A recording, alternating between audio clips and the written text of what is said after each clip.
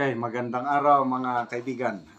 Ito po, follow-up vlog ko tungkol sa pagsibak kay Congressman Saldico bilang chairman ng Committee on Appropriations sa Kamara. So, nag-move si Congressman Sandro Marcos na to declare vacant yung position ng Committee on Appropriations. And having no objection, dineclare ni Speaker Martin Romualdez vacant ang position.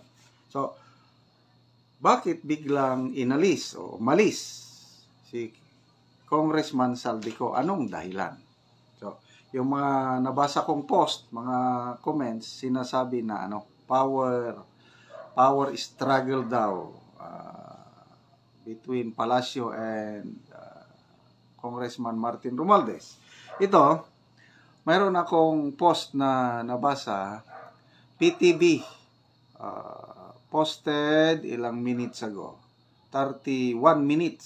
So, bago pa lang, paliwanag. Sabi ito, read, in a statement today, January 13, Representative Saldico confirmed that he has stepped down as head of the House Committee on Appropriations. So, nag-resign.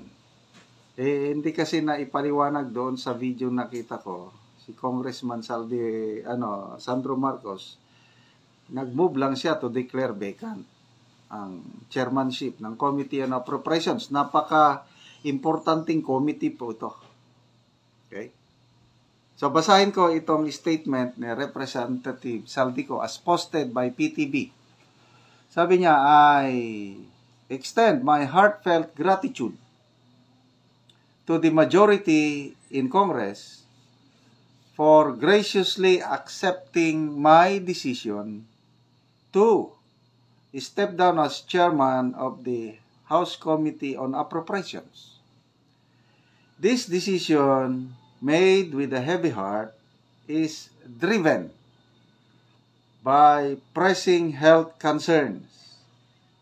The highly demanding nature of my role has taken its toll, and I now need to prioritize seeking the medical attention necessary for my well-being. I have always served at the pleasure of the majority. I am deeply honored to have been entrusted with the immense responsibility of steering the nation's budget in service of the House of the people and the constituents we represent. So, ito, pahayag ito na voluntary, nag-step down siya, nag-resign siya dahil sa health concerns. So, naniniwala ba kayo, mga kaibigan, na talagang voluntary nag-step down si Congressman Saldico o talagang sinibak? Paki-comment ko sinibak o nag-resign? Okay, granting na nag-resign dahil sa health concern, iyan ang masama. To me, health is wealth. Kahit wala akong masyadong hawak na pera, between mayaman at malusog, pipiliin ko ang malusog. Kayo, anong mas gusto nyo? Millions o billions of pesos at may sakit ka rin? Bahalang wala akong pera. Basta malusog ako. Ang hirap kaya magkasakit. Sino ba yung nagkasakit? Si former Governor Chavit Singson. Kailan ba siya nag-announce? Kahapon ata nag-announce siya. Nag-withdraw siya sa senatorial race dahil nagkasakit siya ng pneumonia. Bago lang siyang gumaling, nagamot na yung pneumonia, at ang advice ng mga doktor, kailangan niyang magpahinga.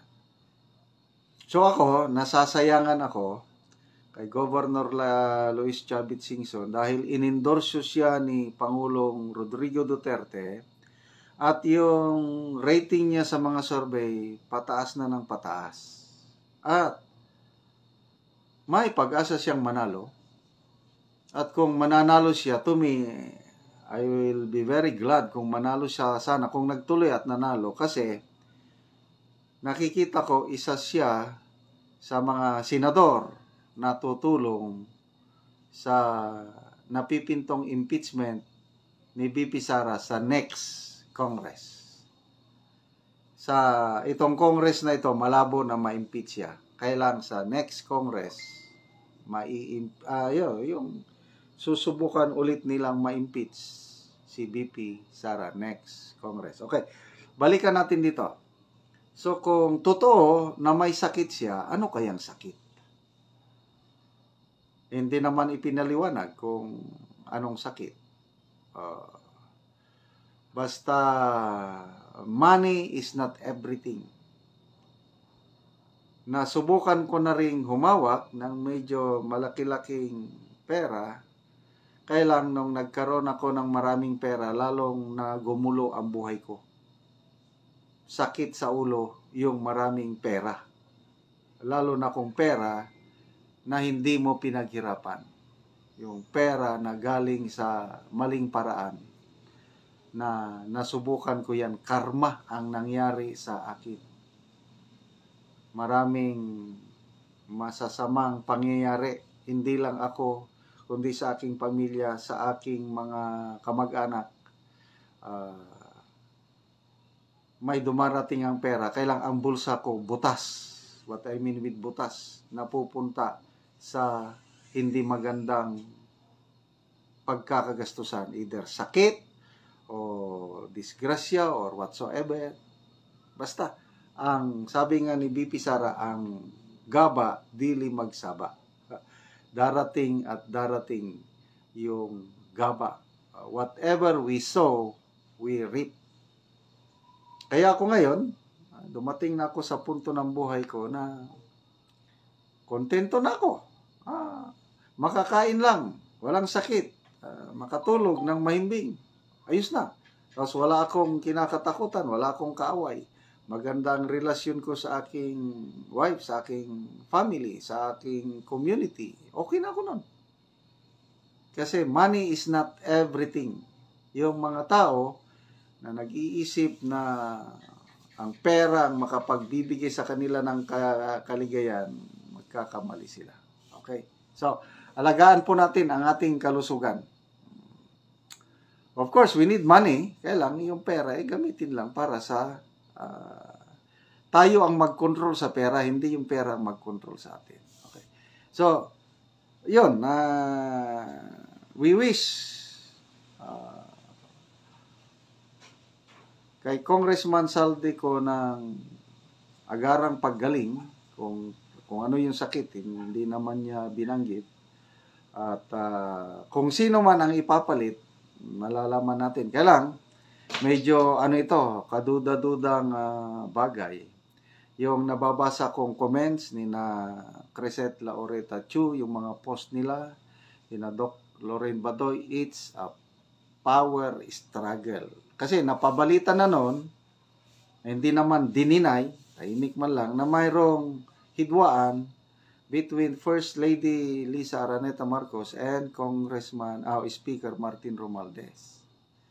So, ang haka-haka, ang suspicion ng iba is, ito na yung bunga ng hidwaan na yan. Malalaman natin.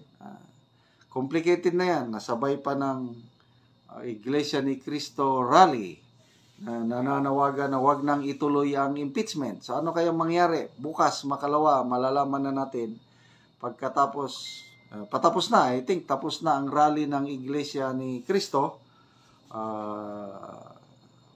More than pinakamababa 1.5 million ang nag-gather sa Quirino Grandstand, plus yung 13 other venues rally. So siguro baka abot ng 3 million sa estimate ko ang lahat lumahok sa nationwide rally na ito ng Iglesia ni Cristo.